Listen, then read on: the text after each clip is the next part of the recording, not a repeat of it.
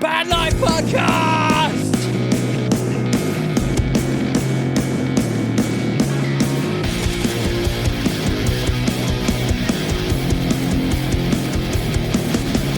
You're listening to the Bad Life Podcast, your number one guide on how to run a profitable band. Here are your hosts, Pete Stannard and Adam West, the Wizard of Rock!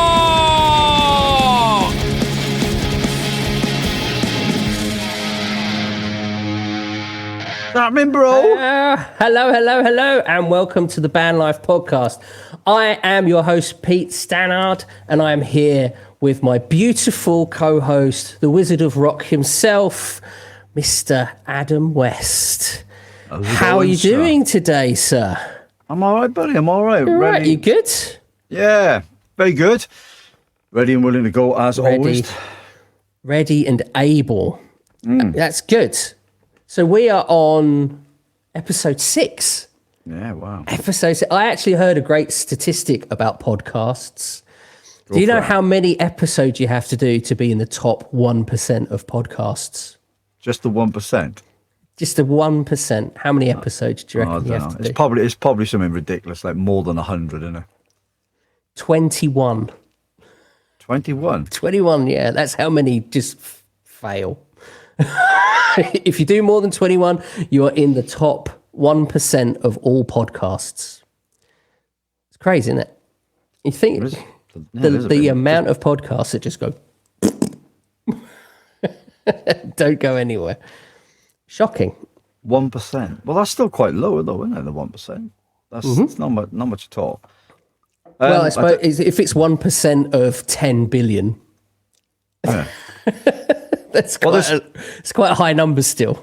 Well, there's a lot of them, see, because, with the Joe Rogan show, things like that, everybody wants a piece of that cake now, don't they? Yeah, if there's money to be made, there'll be a lot of people jumping on it. But it's not even about the money for me. It's not. It's just they all want to do the mic. They all want to be here. They all want the studio, the mic. They all want to be talking about this stuff. And then they're like, cool. Then we got popularity. Then it's like, and then it's all about the clicks. And then it's all about the likes. I'm like, so now you've already forgotten why you're doing the podcast. Yeah, no, we're only here to educate. I'm not fussed about money. I never have been. And I say this to my kids all the time. Yeah, even though they're 3 months old. She's the only one that listens to me. Even then, I'm not sure she's listening. She's trying. I'm sure it's sinking in there. She smiles at me and nods. But that's as far as it goes. Bless her. Never mind. But no, I do. I say enjoy life. Enjoy what you do. Don't worry about money. If you enjoy what you do, the money will come regardless. That's good morale to give your kids, man. Yeah. Same here, man. I tell my lot, I'm just like, money means shit to me. It gets me by doing what I'm doing, but it doesn't run my life. Really. No. I don't need it. No, hang on, I'll rephrase this because you do need it, but it's not something I yearn for daily, you know. But some people, they wake up, I got to make the 100 quid today, and this, I'm just like, hey, look. You know, some people pine for it, don't they? I don't know. If anything, it's a pain in the ass because everything revolves around it. And when you're trying to push something that requires a bit of money, and you're giving what you have away to other people that really don't know you, you're like, oh, right. Now, then it gripes you a bit, obviously. But other than that, it's just like, you know, if somebody goes, well, you just lost 100 quid, it's like, yeah, so what? It's what it is. It's not, it's worthless. You know, if you value it like, so I value my time more than anything else, and practicing the craft, doing what I'm doing and being with the family. So that's more precious because money, you know, it just comes and goes. It's just paper. Exactly. You can't take it with you. No, you cannot. At the end of the day. Episode number 6, we are talking about, this is another kind of foundational kind of mindset-y thing. So if you want more mindset stuff, go back to episode 4. Don't stop this, right? you don't need to listen to episode 4 to understand episode 6. Okay. No. But there's a mindset episode that we did in episode 4. It's the music business mindset. Please go and check that out, because it's kind of, it runs in conjunction, shall we say, with this mindset of having a holistic approach to your music career. And I call it the music artist's ecosystem. And it's where every little element of your tasks and the things you do and your music are tied together. Got you. So, and it's having this big picture approach that is really, really helpful for the day-to-day running of your band. Try to think of all the things you did. So in episode 4, I listed out, all the DIY stuff that you have to do. And I actually did a post, I think it was yesterday, and I flushed that list out even more. And I got it to 30 different points. And where can the avid listeners find that? The avid listeners can see that on TikTok and on Instagram at the Greenwave Productions. Get the banner out then. They got the banner for those. For those that are watching us. Those that are watching. So there's a TikTok. There you go. Look at that. TikTok there. I just do the Instagram. Instagram is obviously Instagram /green_wave _productions. Go there and check that out. Yep. But I'm going to give you a list now to a much broader perspective. Okay, so you've got finding musicians, finding a helpful network of people, rehearsals, music production, marketing and promotion, music distribution and placement, merch, website, and graphic design. So that's kind of the broad list. In episode 4, we really drilled down on that. And I think we're broad-ish, and we got it to 16 points. And then in that post, I got it to 30. So why DIYers are mad, which is great. But kudos to them. A great way of looking at this broad perspective is to look at it like it's an ecosystem. This ecosystem is a great approach, especially for parallel promotion of your music in particular. If you don't know what parallel promotion is, I'll explain it quickly. Parallel promotion is what you're doing is you're promoting, so you'll promote, say, a music release, but you'll promote a gig to go alongside that and a merch drop to go alongside that. And everything's planned out in that way. So the timing of these things become essential. And if you don't have this kind of ecosystem point of view, tying all these things together becomes really difficult. What most bands do is something I call segmented promotion. Right. What they're doing is they're essentially going, well, I've got a gig coming up, so I'm going to promote that. And then that promotion goes after the gig's done.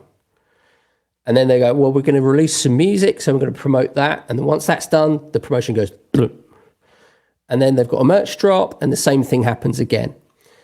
Now, the thing with promotion is that it's a forward momentum entity. So parallel promotion is really good at keeping that forward momentum going. So if you imagine you're pushing a car, segmented promotion is like pushing that car and waiting for it to stop, and then running up to it and then pushing it again and then waiting for it to stop. Okay. Whereas parallel promotion is like pushing the car and then gently nudging it, and carry on pushing it. So you got that first initial kind of let's get that going, and then you keep on pushing until you get to whatever destination you choose. So that's the idea. Okay. So when it comes to music release, what I work with my clients is that we say, especially if you're doing streaming, if you're especially if you're solely streaming, if you're not doing any kind of physical copies or anything like that, then I say that the waterfall method is the best way of releasing your music. So you're releasing a song every 4 to 6 weeks, something like that, depending on how many songs you've got to release over the course of a year. And then what you can do is you tie that in with when you're gigging and whatever merch drops you want to do and things like that. But if you get really kind of granular with it, what you do is you release, you look at your year and you look at when you're more than likely to be gigging. So you're more than likely to gig. It's kind of April to October is going to be your sort of gig heavy range, especially in the summer. So summer in particular, because you've got festivals and things like that. So what you can do is that you release, what I always say is that you release kind of, don't release any bad songs, but out of those songs, your kind of less commercial songs, quote unquote, you release those at the start and at the end. And then the middle ones where you're gigging a lot, where you're doing a lot, that's where you do your more commercialized songs, or the songs that you would think, oh, this would make a really good radio song, or a really good playlist song, that sort of thing. Doom and funeral bands. You're out of luck.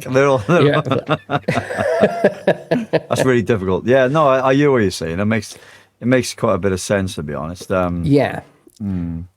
Well, I'm glad that makes sense, because it's kind of a difficult concept to get across. Well, I'll tell you what's hard is actually managing that, because in terms of gigs, as we said before in the previous episodes, you gotta manage the band members within the band and their work schedule, and then you've got to try and get the socials and the merch, events and music work with the parallel promotion. I think a few bands got it, and I think it's probably why they end up with a label, because the label goes, look, we'll do the album, we'll send it off to the people who review it, and then from that we'll get it in the shops, and so it kind of takes out the middle person a little bit, and I think they may do a small part with the parallel promotion thing anyway. The band just tries to book the gigs, I imagine. But I can assure you that major labels do this all the time. Yeah, but I'm talking about the small underground bands. But the smaller bands, probably the biggest band that I know that does the waterfall strategy is Spirit Box. Wow. They drop a song every month, and they promote behind that song. Beyond that, bigger bands, they'll do an album drop, but they'll parallel promote while they're touring. So they're still promoting that album as they're touring, but they'll also be doing like radio interviews and magazine interviews and all that. It's quite a standard concept for big bands to do at the end of the day, because you don't, when bands have nothing to release, you don't hear from them when they're not on tour and they're not really doing it. People get bored, don't they? Yeah, exactly. So they just have a bit of downtime, and then they go into the studio and they do some stuff, and there might be some promotional stuff behind that. Well, that's where the shorts come in, I suppose, doesn't it? Yeah. When you do because then you're like, what's this band up doing? Me at the moment, I'm dropping lots of shorts from our first gig in HMV and then I'll do a different couple of angles that people filmed at. I'll do a couple of photo shots dropped, so you got reel and feeds. And then while that's happening, I'm trying to compile the footage from the Griffin gig that we did, and then start doing shorts of that. So at least it keeps everyone entertained until the album's ready, because we're still not there. Yeah, but with parallel promotion, what you do is you look at it from kind of three areas. You've got your pre-promotion, your pre-marketing, and then your actual either release or drop or whatever you're doing, and then your post. So you kind of time it in a way. So let's say you've got a gig coming up, so you drop a song just before that. So while you're doing your pre-build to your gig, your pre-gig promotion, you've got your main promotion for your your song drop or your album drop or whatever you're releasing, and then off the back or at the same time as you're coming up to your gig, then you drop your merch. So you've got that exposure for your merch. So hopefully what happens is the people going to your gig see the merch that they can buy just before they go to the gig. And then hopefully what they do is they kind of got they wet their whistle, as it were. So when they get to the gig, they get to that merch stand and they're buying the t-shirts and stuff like that, because your merch drop, you should be saying in that, well, we're gigging at this gig. If you want to buy this stuff, you can get it there. As well as you can get it online and all the other places. So this is why the parallel stuff is really effective, but it takes a lot of planning, a lot. So I'm planning this stuff out for my band for 2025. I've started putting this stuff in my diary to work out next year. Excellent. And planning, I would plan at least 6 months ahead for your next year of stuff, and that includes all your songwriting, getting your songs together, all your recording, all your production stuff, plus any sort of gigs, venues you want to target, and all the rest of it. Because if you want to, let's say you want to play a specific venue, you've got to then, you might have to get a few ducks in a row to play that venue. Like you might have to have X amount of followers, you have to get your EPK in order and all the rest of it. So if you plan all this stuff out, the year before, then you should hit the ground running when you come into the new year and stuff like that. That's when you start doing all your production, your recording, your mixing and your mastering and all that sort of stuff. And then you're kind of hitting the spring for your gigs and stuff. All your live work goes into the spring and summer. In an ideal world, if you plan it right, I think this, some of the underground bands that are pretty big on the circuit, I'm pretty sure they have a system not far off that.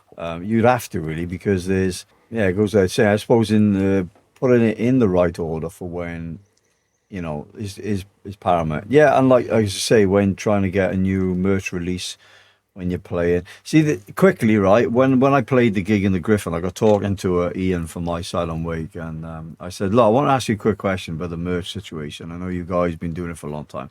Is there another way other than buying all the merch that you have, right, bring it to the gig and then selling it to the fans? And he's like, no, not really. I said, because what I do, I got all mine on Shopify, and it's like print on demand.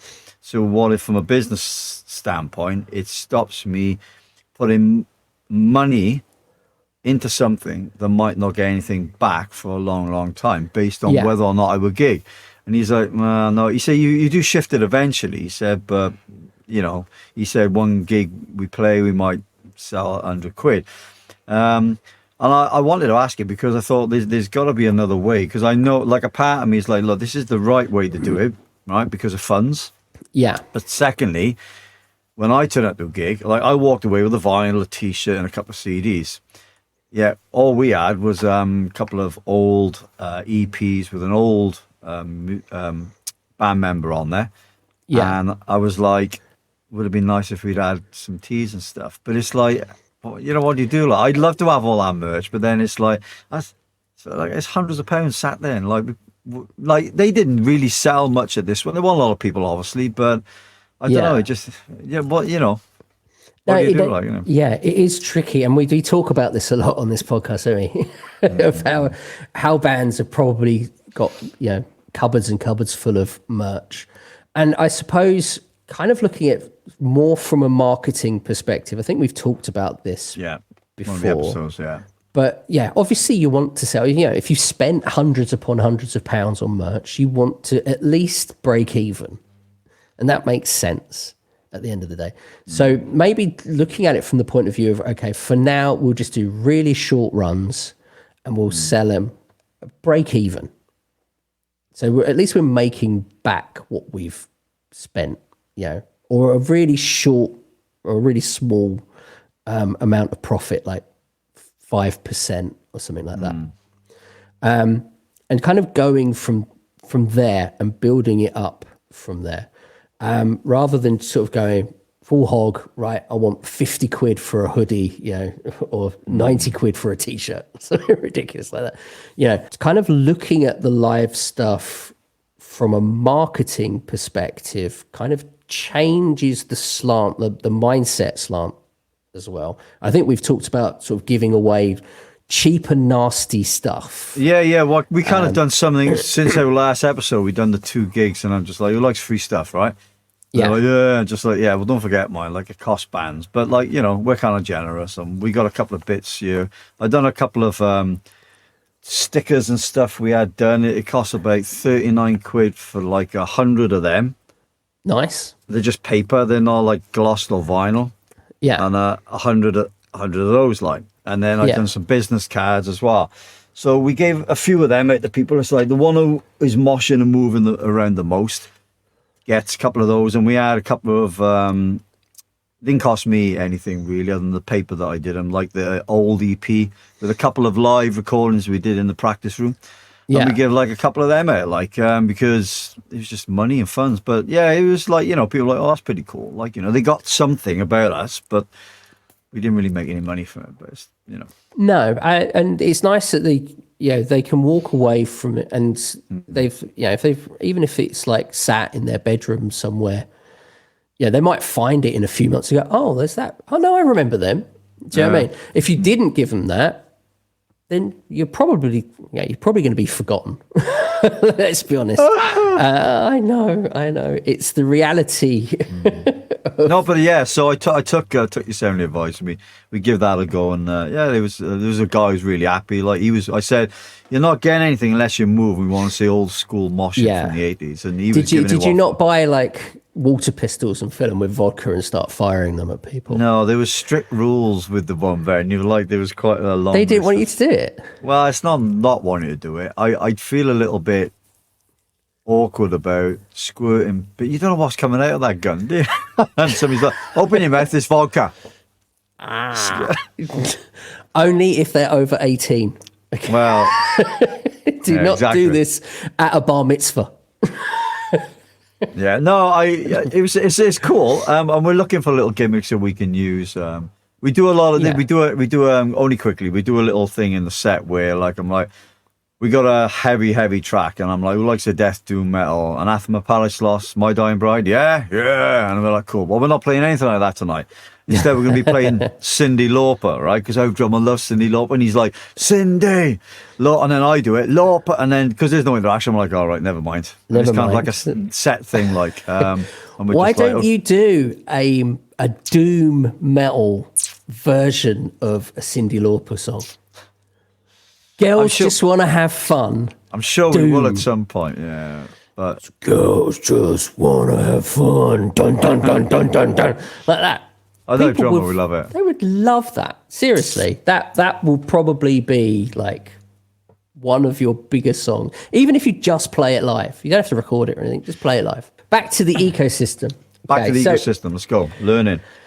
I need you, Adam, to use your imagination here. Okay.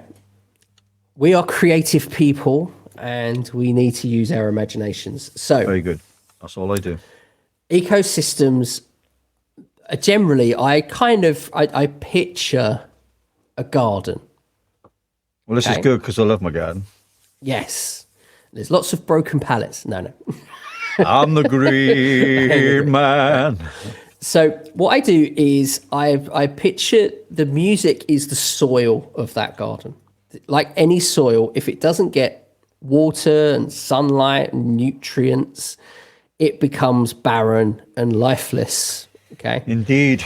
So if you're not kind of writing new material, if you're not producing new stuff and the rest of it, that's what's going to happen. If you don't put anything out, if let's say you put an album out and then you do nothing for years and years, well, that original stuff that you put out becomes barren and lifeless. No one's going to listen to it. Okay. You sucked everything out of the soil. Exactly. So your music is the soil. Everything else in this garden, like grass, trees, bushes, plants, flowers, birds and insects. That's everything else. Okay, so for example, your music production is grass, live shows are trees, marketing is insects, distribution is plants, your rehearsals, they're flowers, websites are worms, so on and so forth. Record labels are worms, But isn't it? you get the idea. Well, record labels are weeds that we need to control. Yes, But uproot the weeds. that's a whole other podcast. But the thing about all of these elements is that they depend on each other to survive, let alone flourish. Yep. To give you an idea, a while back I had a chat. It wasn't a strategy session. This wasn't that. This band, they just wanted to have a chat. They just wanted to have a chat about, they had a specific problem that they wanted to talk to me about. And I had no idea what the problem was going into this conversation. They're a Scottish band. They're based in Edinburgh. And the problem that they had was they'd kind of saturated the live scene in Edinburgh. And weirdly enough, the way that they described it is that in Edinburgh, your venues are, you've got 100 cap venues, 100 capacity venues, or you've got Murrayfield. Now, for anyone that doesn't know what Murrayfield is, it's the biggest football rugby stadium in Scotland. So you've got 100 cap, or you've got about 60,000 cap. Okay, interesting. So not a lot in between. And they were like, what we want to do is we want to play more in Glasgow. What they wanted to do was say, well, how can we start playing in Glasgow? Because we don't have an audience there and all the rest of it. My response to them is you need to think of this ecosystem, okay?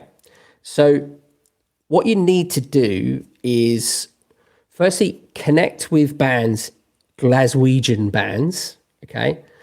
The best way to do that is through social media. See if you can support them to start with, and be open and honest about the level at which your audience is going to be. Your audience is going to be zilch. So they're going to have to kind of balance that out to try and fill that venue. The other element is promoters in Glasgow. So to connect with promoters and get the gigs themselves, you're going to have your monthly listeners on your streaming sites. You're going to have X amount of social numbers, follower numbers. You have to have your website and your EPK and all the rest of that in place. And then what you need to do is think about how you can generate a fan base in Glasgow.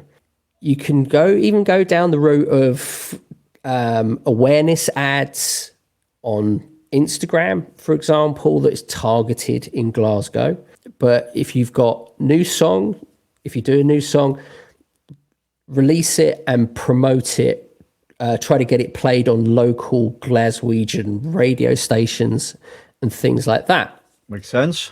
The other thing that you can do is actually go to the venues and hand stuff out. Hand out physical copies, even USB drives of your music. You can hand out, flyers, stickers, all the promotional material that you can at those venues to try and generate some interest in your band.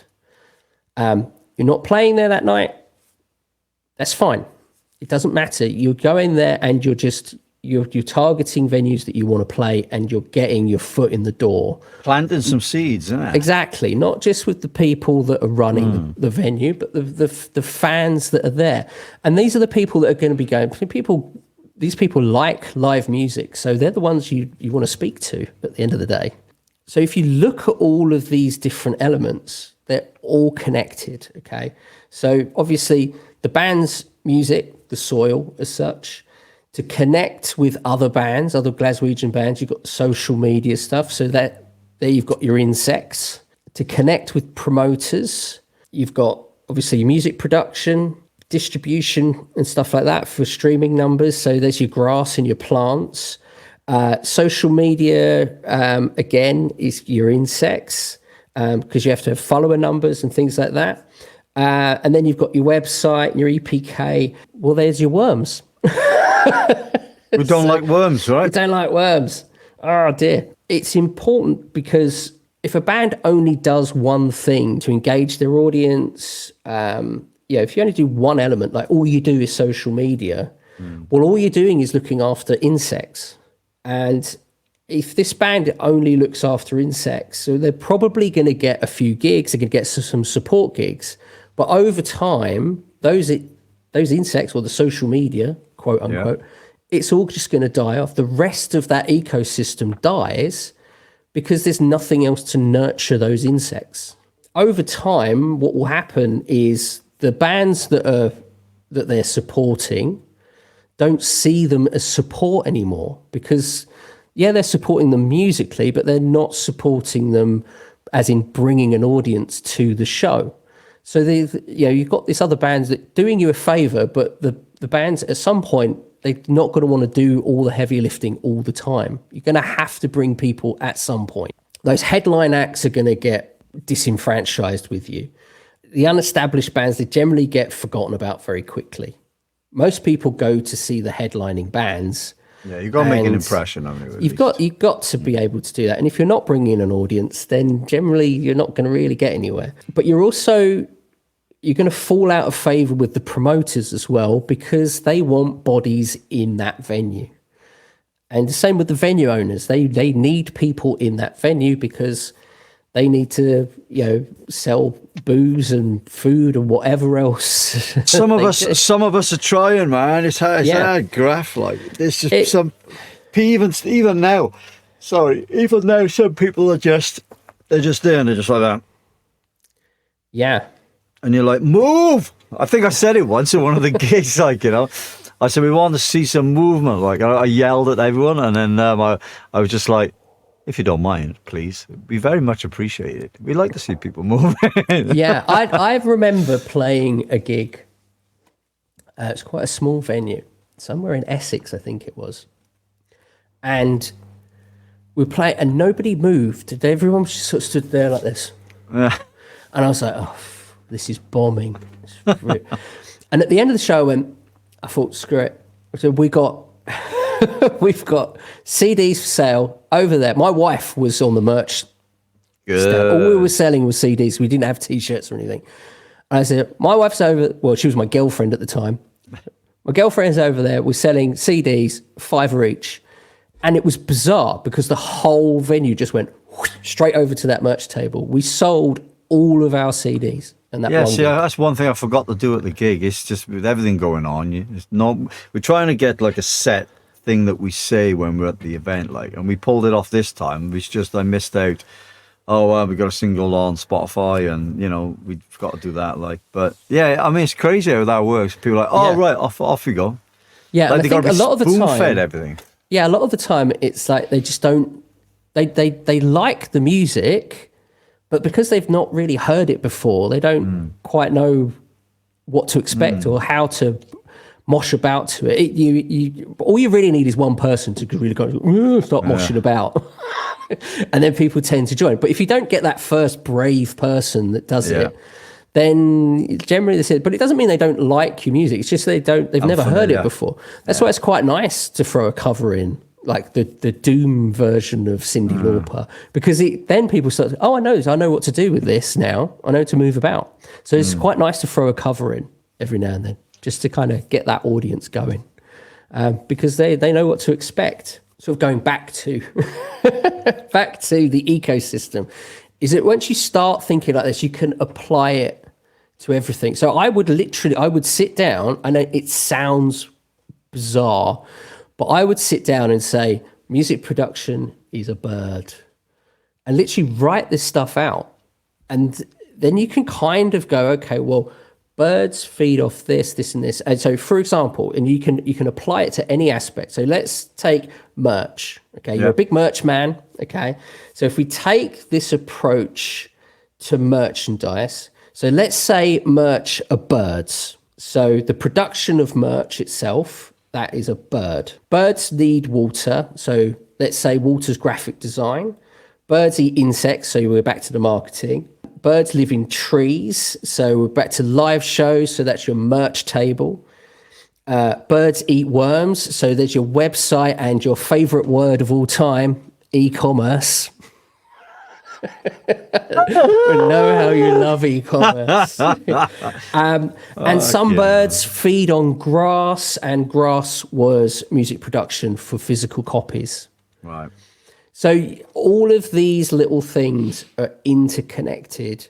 And when you have this big ecosystem approach to it, and you're looking at things from a holistic point of view, it makes a lot more sense that you've got this one aspect of a bird. A bird is your merchandise. It needs to feed off worms. It needs to feed off insects. It needs to drink water. It needs a nest to live in a tree. It needs grass. So then all these other elements represent other things, and it's just. It's probably my insane brain. It's a nice analogy for up-and-coming new bands, which I suppose for a lot of the big bands, most of them are probably in the know of what to do and what is required, but probably not in such a way like maybe I'm hoping some people will listen to the show and go, oh, maybe that's why I'm having some issues. I've got them the wrong way round. If this system works, then and I'm putting, say, water graphic design first, well, then the sort of the makeup of it is wrong. It should be the production, the merch itself, birds, etc., etc. At least that system. I mean, for a newbie, for anybody trying to understand the what you're explaining, it makes a bit of sense. And you have to have some order to chaos in order for certain things to work. Like you said, without the one, the other can't function. So you need the one before it. And a lot, and this is why I talk about segmented promotion and parallel promotion. Is that what a lot of people do is they'll concentrate on one area, and then they'll go, oh well, we've just set that up. So for merchandise, for example, what they've done is they've got the birds, so they've just set up their merch stuff. So as in they've ordered the merchandise itself or whatever they're doing, and then they don't think to promote their the merch itself in an effective way. You know, beyond just going, oh, I've got a merch shop on the day that they've set up the merch shop, and there's nothing going forward from that. You know, and you've got to think along the lines of, well, if you put something out on Instagram, you put a post out on Instagram, what's the lifespan of a post on Instagram? I can tell you exactly. Organic post. 0.24 seconds. Exactly. And it's only shown to X amount of people. So in that 0.24 seconds, those people are, oh, you got a merch shop. Okay. You and everyone else. Actually, the watch time is 2.4 seconds. 2.4 seconds per post. I think it's 2.4 seconds. Yeah, I hear a weird. It's like people scroll. Is it 300 feet an hour? That was a lot. That was a good session, a good podcast. That one. It's, I like that. Nothing too heavy, but there's some really cool stuff. I hope people take away and learn and use. Yeah, definitely. So, are you going to start looking at this? Like, you're going to look at your garden today and be like, okay, this brown stuff, that's this music. This tree here. I've got to talk to the guys about it, and they'd be like, "Are you been smoking pot?" I'd be like, no. But whatever you've got, can I have some? I know my bass player would be like, "Dude, have you finally given in to the weird?" But no, just show me here. I'm a tree, and this is they'd be like, it's kind of something I think most of us kind of subconsciously kind of put into practice, but we just don't have any sort of like order. We know something needs to work, and we know some relative order that it needs to be in, but we don't really know the right order in which. And like I said, there's a lot of factors now in it to think about. So this, I hope the session will help me, it'll help anybody, I'm sure.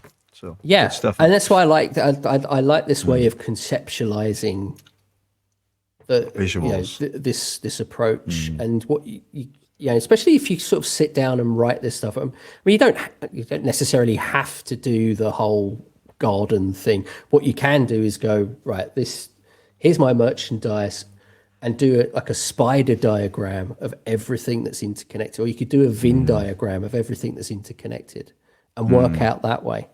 But this, for me, because I like to kind of think about things in this way, it kind of helps me to conceptualize.